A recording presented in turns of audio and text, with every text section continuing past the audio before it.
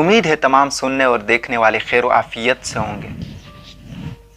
تو آج جو میرا بنیادی ٹاپک ہے وہ ہے علم اور تعلیم میں فرق کو سمجھنا اور ان کچھ غلط فہمیاں ہیں ان کو دور کرنا۔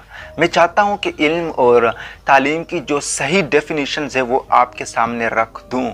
تو علم کسی چیز کو صحیح معنوں میں سمجھنا یعنی اس کا حق ادا کرنا، اس کو علم کہتے ہیں، اور تعلیم کسی چیز کے متعلق رہنمائی حاصل کرنا، یہ تعلیم ہے۔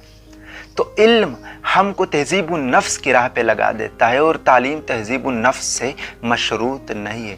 مطلب یہ ہے کہنے کا کہ علم انسان کے اندر انسان کے کردار کو نکھارتا ہے، انسان کو حساس بناتا ہے اور اس کی روح کے اندر احساس پیدا کرتا ہے اور اس کے ضمیر کے دروازے پر دستک دیتا ہے۔ یہ علم کا کام ہے۔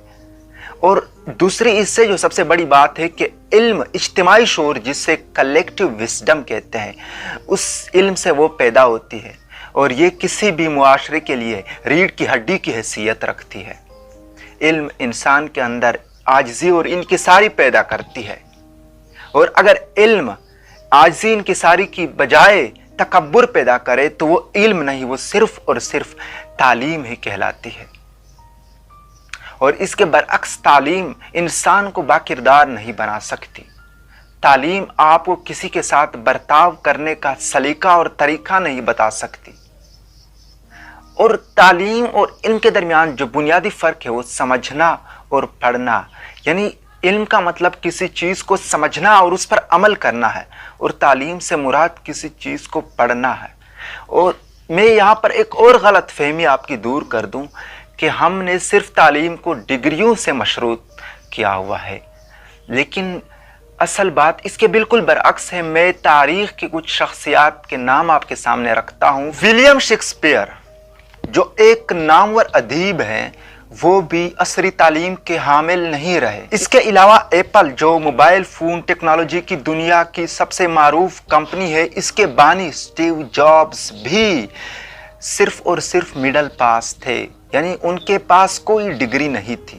اس کے علاوہ کالج سے نکالے جانے والے بل گیٹس جس کی مائکروسافٹ کمپنی ہے، وہ اس کمپنی کے اونر ہیں، اس کو بھی کالج کے زمانے میں اپنے کالج سے نکالا گیا، ان کے پاس بھی کوئی ڈگری نہیں تھی۔ یہ تین معروف شخصیات ہمیں بتاتے ہیں کہ صرف اور صرف تعلیم ڈگریوں سے مشروط نہیں ہے۔ میرا کہنے کا مقصد یہ ہے کہ تعلیم یافتہ صرف وہ نہیں ہوتا جس کے پاس بھاری بھرکم ڈگریاں ہوں یا کسی اعلیٰ تعلیمی ادارے سے فارغ التحصیل ہوں، بلکہ میں یہ کہتا ہوں کہ زندگی سے بڑی کوئی یونیورسٹی نہیں اور تجربے سے بڑی کوئی ڈگری نہیں، تو تعلیم محض ڈگری سے مشروط نہیں ہو سکتی۔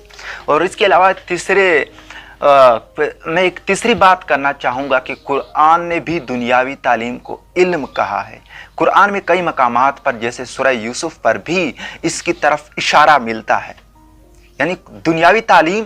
اور دوسری بات یہ کہ دنیاوی تعلیم یعنی دنیاوی علم اور دینی علم یہ دونوں فضیلت کے لحاظ سے برابر ہیں، لیکن اگر کہیں تقابل کرنا ہو تو دینی علم کو دنیاوی علم پر فوقیت حاصل ہوگی۔ اس کے ساتھ میں آپ سے اجازت چاہوں گا۔